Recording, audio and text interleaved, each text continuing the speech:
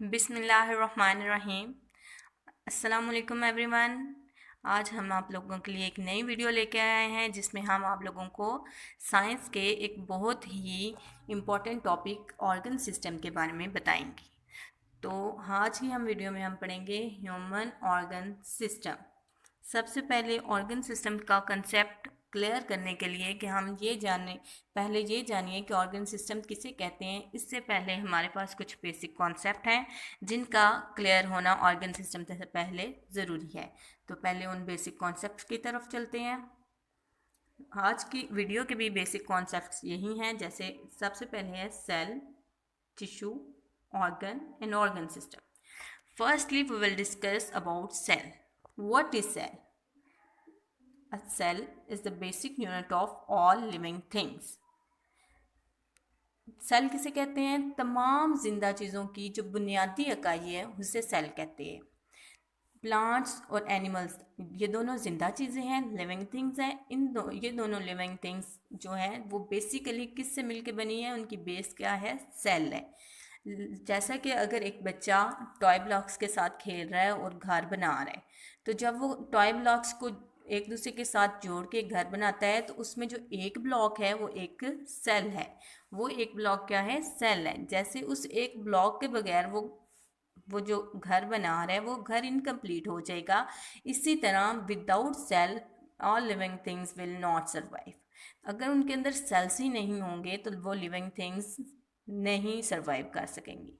जैसे कि प्लांट्स हैं, एनिमल्स हैं, ये ट्रिलियंस ऑफ सेल से मिलकर बने हुए हैं।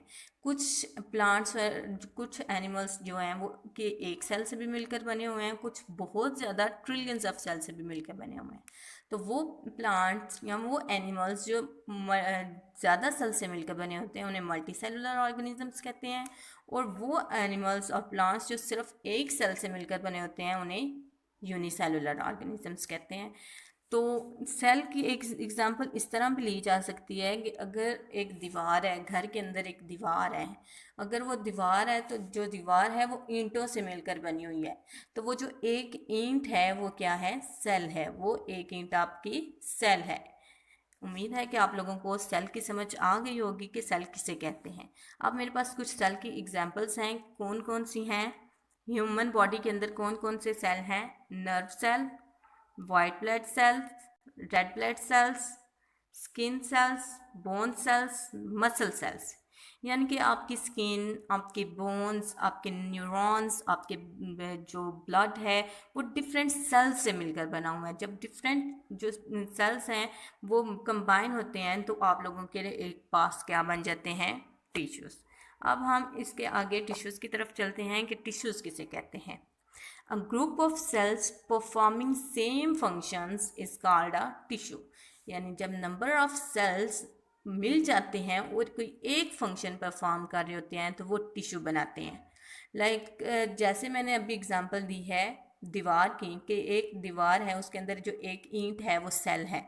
तो जब एक ईंट के साथ दूसरी ईंट मिलेगी, यानी ईंट सारे सेल्स मिल जाएंगे तो वो एक पूरी दीवार बन जाएगी। जब सारी ब्रिक्स आपस में मिल जाएंगी तो वो एक पूरी वॉल क्रिएट कर देंगी।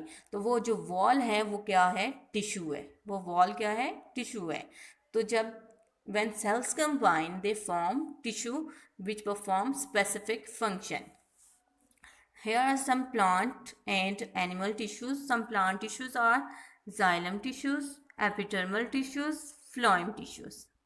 And animal tissues are nerve tissues, muscle tissues, blood tissues, bone tissues. जैसे कि सेल्स के बारे में पढ़ा है कि nerve cell, muscle cell, blood cell, bone cell. इसी तरह जब सेल्स कंबाइन हुए हैं तो उन्होंने एक स्ट्रक्चर बना दिया है जो कि नर्व टिश्यू कहलाता है, muscle tissue, blood tissue and bone tissue. आप लोगों को तस्वीर के अंदर नज़र आ रहा होगा कि बोन टिश्यू किस तरह का है। इससे आगे अगर हम आते हैं, सेल पढ़ लिया हमने, टिश्यू पढ़ लिया, अब हम आते हैं व्हाट इज़ ऑर्गन। ऑर्गन किसे कहते हैं? When different tissues group together they form organs। वही एग्जाम्पल दोबारा से हम आ जाते हैं कि जब ईंटों ने मिलकर दीवार बनाई है तो अब जब दीवारें आपस में मिलेंगी तो वो एक क्या बना देंगी? कमरा बना देंगी, एक रूम बना देंगी। इसी तरह जब डिफरेंट टिश्यूज़ आपस में कंबाइन होते हैं, दे फॉर्म ऑर्गन्स, वो ऑर्गन्स बना देते हैं। जो our body is made of a number of different organs such as the heart, lungs, eyes, brain. जब नंबर ऑफ टिश्यूज कंबाइन हुए हैं तो उन्होंने एक पूरा पूरा ऑर्गन बना दिया, like liver, lungs and heart. So जो आपका एक रूम है, जैसे दीवानों ने मिलकर जो रूम बनाया है, वो आपके एक ऑर्गन की मिसाल हो जाएगी। अब हम आगे चलते हैं, what is organ system. Organ system किसे कहते हैं? An organ system is a group of organs which work together. यानी जब नंबर ऑफ ऑर्गन्स मिलते हैं, जब नंबर ऑफ ऑर्गन्स कंबाइन होते हैं, तो हमारे पास क्या बन जाता है? Organ system. ऑर्गन सिस्टम जो है वो फिर अपने डिफरेंट टास्क परफॉर्म करता है। ब्रिक्स की एग्जांपल की तरफ चलते हैं। जब रूम बन गया है, जब डिफरेंट रूम्स आपस में कनेक्ट होते हैं, तो वो पूरे का पूरा एक फ्लोर तैयार कर देते हैं। जब वो फ्लोर बन जाता है, मतलब एक बिल्डिंग बन जाती है, तो वो पूरी की पूरी बिल्डिंग कहलाती है। तो इसी तरह जब एक ऑर्गन, जो अब ऑर्गन्स कंबाइन होते हैं, तो वो पूरे का पूरा एक सिस्टम बन जाता है, जिसे ऑर्गन सिस्टम कहते हैं। लाइक आपकी आइज़ हैं, आपका नोज़ है, डाइजेस्टिव सिस्टम है, रेस्पिरेटरी सिस्टम है, सर्कुलेटरी सिस्टम है। ये सारे सिस्टम किसकी एग्जांपल्स हैं? ऑर्गन सिस्टम की। आज की वीडियो में का मकसद भी यही था कि आप लोगों को ऑर्गन सिस्टम्स के बारे में बताया जाए कि ऑर्गन सिस्टम किसे कहते हैं। तो ऑर्गन सिस्टम, जब नंबर ऑफ ऑर्गन्स मिलते हैं तो एक ऑर्गन सिस्टम बन जाता है।